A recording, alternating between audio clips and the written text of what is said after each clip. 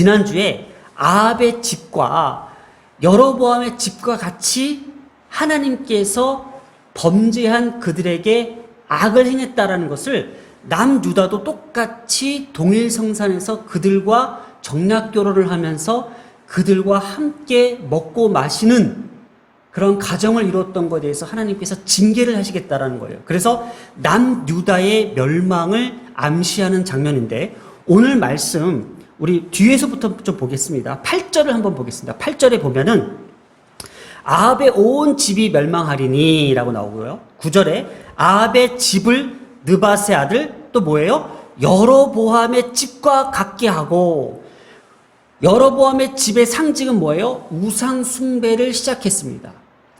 그리고 그 우상 숭배의 가장 정점을 이르게 한 것이 아합의 때에 바알 숭배 사상을 가장 깊게 관여하게 했던 이세벨을 아내로 맞이하면서 아합의 집 때에는 수많은 선지자들을 죽이고 여호와의 종들과 제사장들을 완전히 멸절시키려고 했던 그 아합의 집의 그 시작이 지금 이스라엘 역사상 가장 여호와의 씨를 말릴 만큼 어려운 시기에 있었다라는 것이 시대적 배경입니다.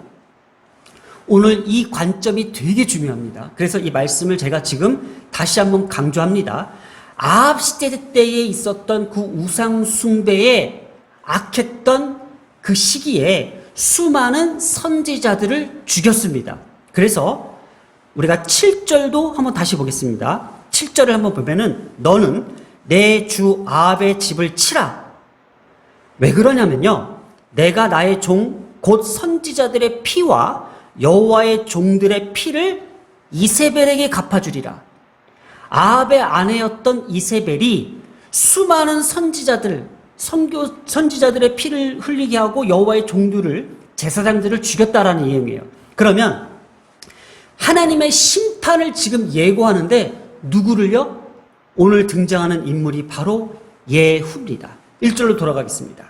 자, 선지자 엘리사가 선지자의 제자 중 하나를 불러 이르되 너는 허리를 동이고 이 기름병을 손에 가지고 길르앗 라못으로 가라.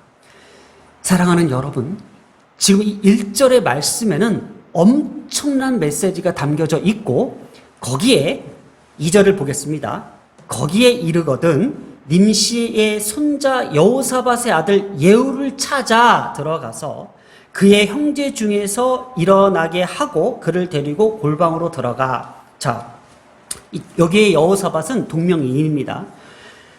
여호사밧의 아들 예후를 찾아 들어가서 그 형제 중에 일어나게 하고 그를 데리고 골방으로 들어가. 3절에 기름병을 가지고 그의 머리를 부으며 이르기를 여호와의 말씀이 내가 내게 기름을 부어 이스라엘 왕으로 삼노라 하셨느니라 하고 곧 문을 열고 도망하되 지체하지 말지니라. 지금 선지자 엘리사, 선지자의 제자 중 하나를 시켜서 너는 허리를 동이고 기름병을 손에 가지고 길르앗 라못으로 가서 누구요? 예후를 찾아가서 거기에 기름을 부어서 북이스라엘의 왕으로 세우라는 얘기예요. 그리고 이 예후를 통해서 아까 7절에 말씀했던 것처럼 아합의 집의 가문을 완전히 멸절시키라라는 명령을 하는 거예요.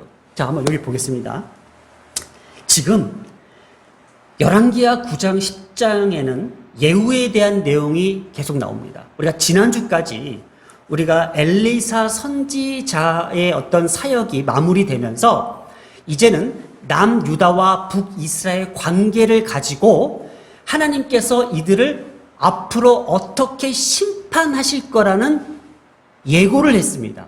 그것이 아합의 집 가문과 남유다의 집 가문이 서로 정략결혼을 통해서 교류하는 그 가운데서 하나님이 가장 싫어했던 우상 숭배를 그대로 본받아 따른다라는 것, 이것이 가장 문제였어요. 그래서 오늘 우리가 교동문에서 봤듯이 복 있는 사람은요, 악인들의 꾀를 쫓지 아니하며 죄인들의 길에 서지 아니한다고 그랬어요. 그런데 남유다는 어떻게 했어요? 자신들의 어떤 나라를 더욱더 확고히 더욱더 지키기 위해서 북이스라엘과 동맹 관계를 맺기 위해서 아합의 딸들과 결혼을 했다라는 것. 그들의 악한 습성과 악한 관습과 악한 종교관을 쫓아서 이세벨이 남유다에 영향을 미칠 만큼 그들의 종교관, 하나님을 여호와의 신앙을 지켜야 될 그들의 모든 사상과 생각과 그들의 종교관들이 완전히 파괴되는 그 시점을 이르게 한 그것이 열왕기하 9장부터의 시작이었어요. 그래서 열왕기하 9장과 이 10장에서는요, 하나님께서 안 되겠다, 이제부터 본격적으로 여호와의 심판이 예언대로 이루어지게끔 하시는 것이 바로 예후를 북이스라엘 왕으로 세우는 장면이 오늘 이 자리에 있다라는 거예요. 그런데 오늘 여기에서요, 아주 희한한 장면이 나와요. 그것이 1절에 있습니다. 1절을 한번 눈을 꿰뚫어서 보세요. 뭔가 이상한 게 없나? 이상한 게 없나?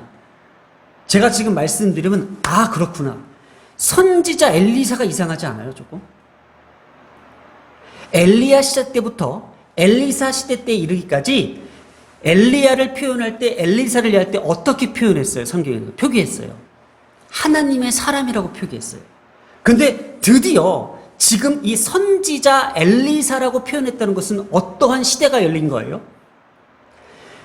선지자라는 단어를 썼던 것이 사무엘상부터 시작되었어요. 사무엘 시대 때에 선지자 사무엘을 통하여 계속해서 선지자 생도 학교, 선지자의 무리들, 그래서 라마 나요시라는 곳이 뭐예요?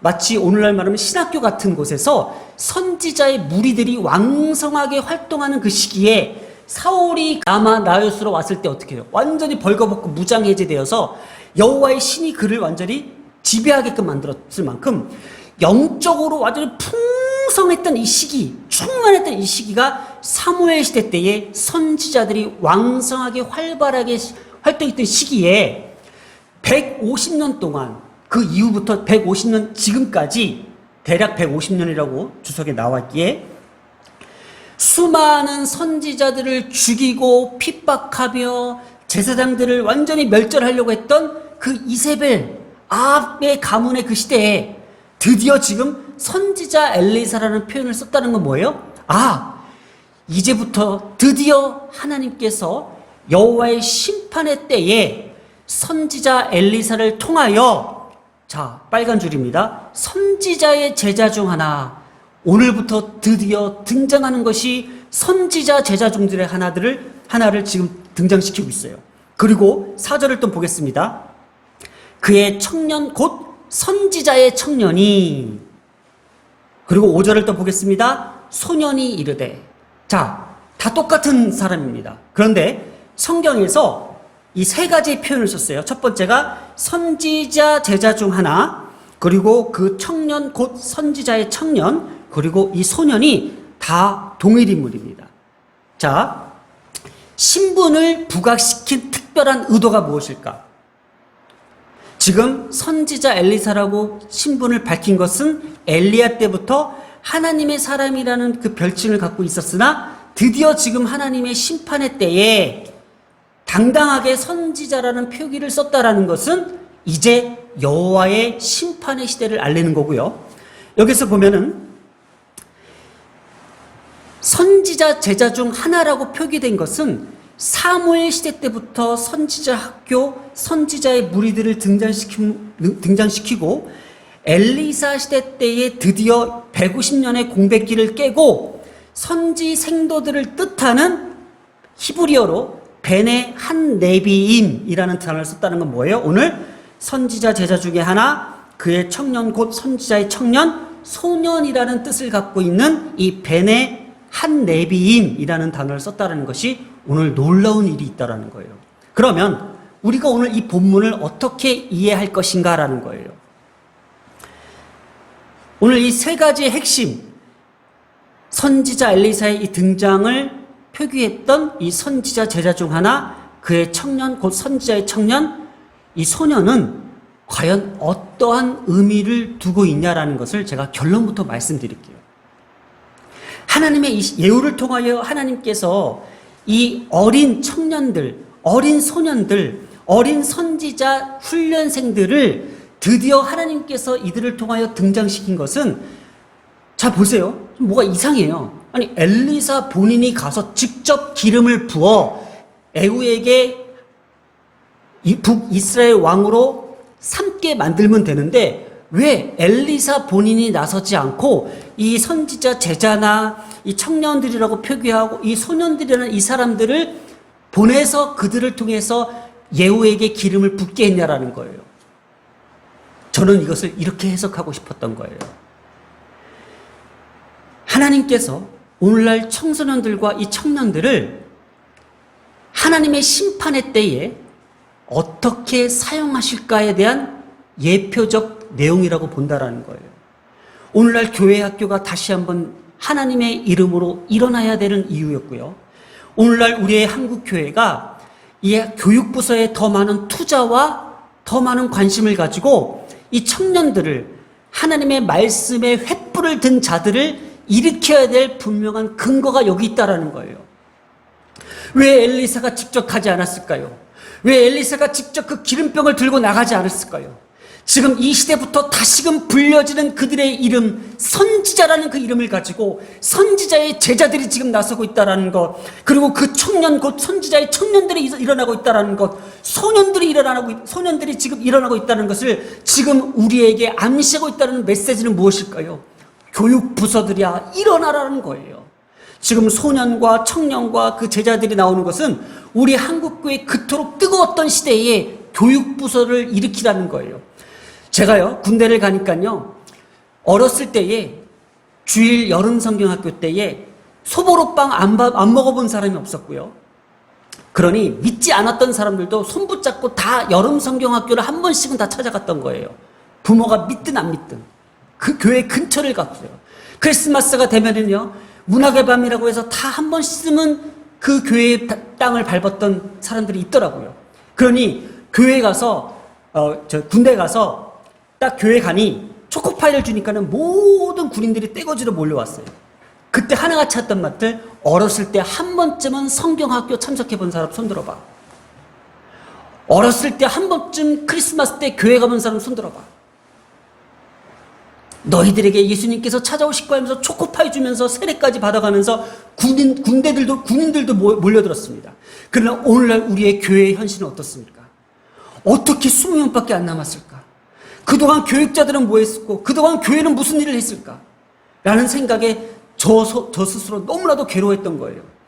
오늘 성경은 분명히 말하고 있습니다. 엘리사가 직접 가지 않았습니다. 엘리사 선지자의 제자들이 그들을 파송시켰습니다. 그리고 그들이 당당하게 나섰습니다. 그런데요, 오늘 이 말씀을 다시 한번 볼까요? 보면 볼수록 놀라운 말이 일어나는 게 4절을 보겠습니다. 그 청년, 곧 선지자의 청년이 길르앗 라못으로 간다고 했습니다. 여러분, 지난주에 길르앗 라못이 어디였어요? 요람이 부상당했던 곳이 길르앗 라못이었어요.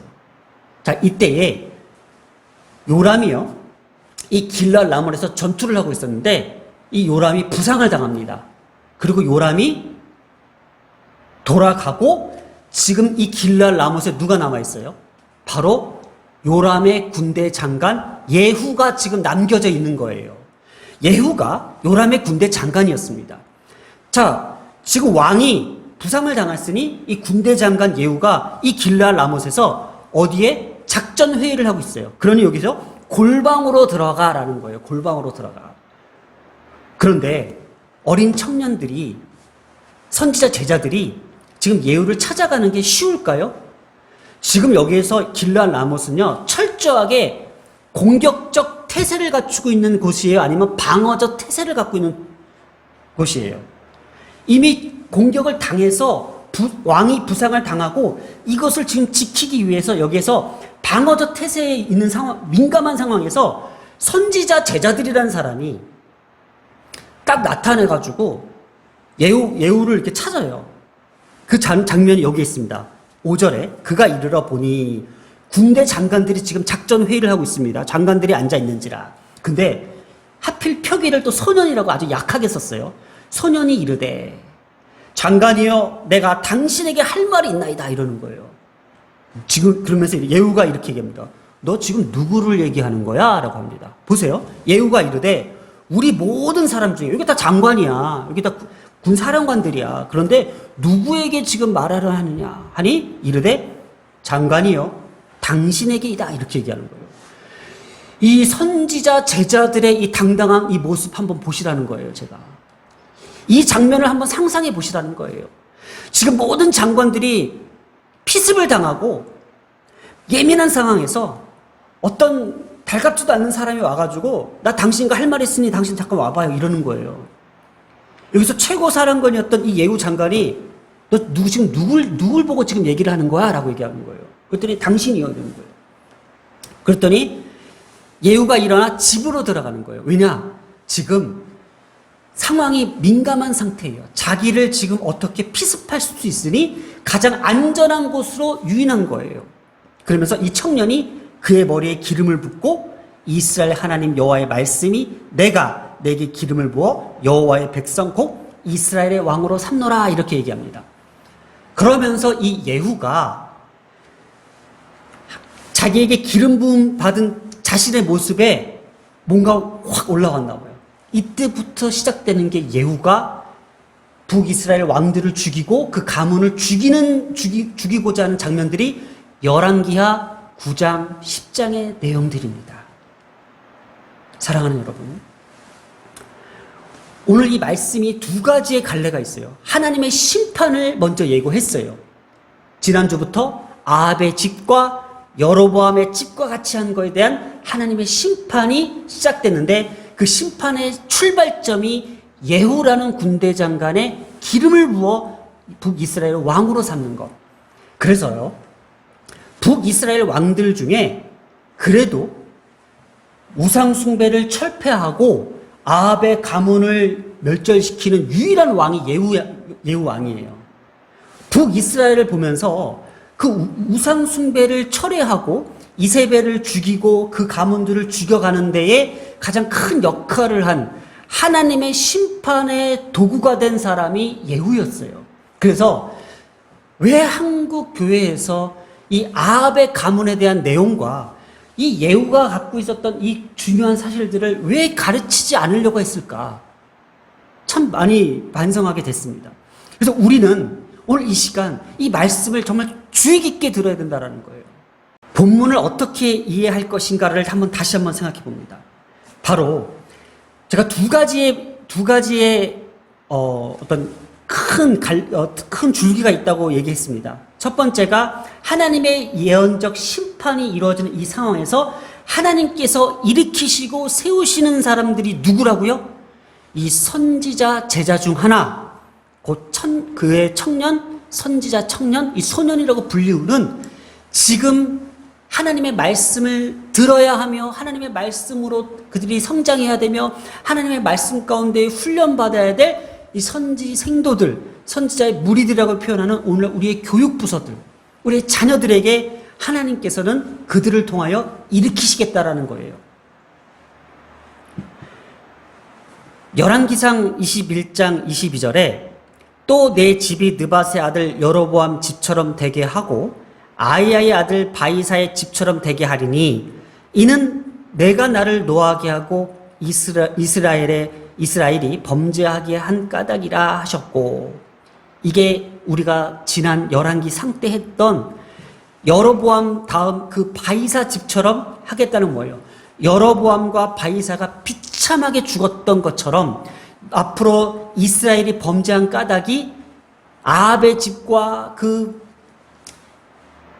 이세벨까지 하나님께서 어떻게 심판하시겠다라고 미리 예언하신 것들을 지금 하나님께서 반드시 이루신다라는 그 하나님의 언약의 신실성을 지금 이야기하는 거예요.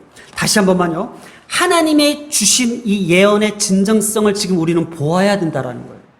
제가 이 말씀을 왜 이렇게 목에 힘을 주도록 하냐면요, 하나님이 말씀하시는 그 심판은 반드시 이루어진다라는 그 신실성, 그 진실성이 있다라는 거, 그리고 하나님이 주신 예언은 반드시 성취된다는 것을 우리가 철저하게 알아야 된다라는 거예요.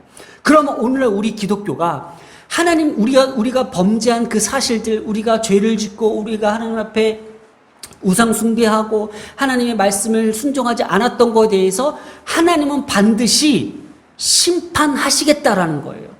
한국 교회는, 우리의 교회는 그것을 알아야 되고 깨달아야 되는데 그걸 모르고 그저 교회에서는 좋은 게 좋은 거다라고 얘기하면서 여호와 앞으로 다가올 그 심판과 다가올 하나님의 징계보다도 그저 은혜요, 축복이요, 하나님의 사랑이요라고 계속 덮어 씌우면서 우리를 안위하고 있다라는 자체. 그러나 하나님께서 다시금 우리의 자녀들 세대를 통해서 하나님의 심판의 날에 이들을 깨우고 이들을 일으키셔서 반드시 보게 하시겠다라는 것이 하나님의 의지가 여기에 담겨져 있다라는 거예요. 이는 하나님의 공의로우시고요, 신실하신 하나님의 심판이 반드시 성취된다는 것을 지금 보여준다라는 것을 우리가 알고 있어야 돼요. 그것이 바로 예후를 통하여 하나님께서 보여주시는데 그 예후에게 기름 부은 자들이 누구냐라는 거예요. 계속 반복해서 얘기합니다. 1절로 돌아갑니다. 1절에 선지자 제자 중 하나를 불러 이렇게 명령합니다. 허리를 동이고 이 기름병을 손에 가지고 길르앗 라못으로 가라. 세 개의 명령형 동사를 썼다라는 거에 우리가 주목합니다. 오늘 자녀들에게 우리 교육부서들에게 하나님께서 이 세 가지의 명령을 듣게 하십니다. 첫 번째, 허리를 동이고 허리에 띠를 매라라는 뜻이에요. 바로 진리의 허리띠, 진리를 수호해라는 뜻이에요. 두 번째, 기름병을 손에 들라라는 건 뭐예요? 이 기름을 붓다라는 가장 큰 히브리적 어떤 관용적 표현은 뭐예요? 구별하다라는 뜻이잖아요. 분별해라. 이 세대를 본받지 말고 분별해라. 마음을 새롭게 하여 하나님이 기뻐하시는 일에 구별하라. 분별하라. 세 번째, 길르앗 라못으로 가라는 거예요. 길르앗 라못은 어디였어요? 적진이었어요. 이때 이들은 뭐예요? 두려움에 사로잡힐 수 있었어요. 또 가서 우리가 선지자들을 박해하고 선지자의 피를 흘리게 했던 그들의 가문 앞에 내가 또 나서야 된다? 그러나 이들은 뭐가 있었어요? 가라. 복음의 신, 믿음이 있었다라는 거예요.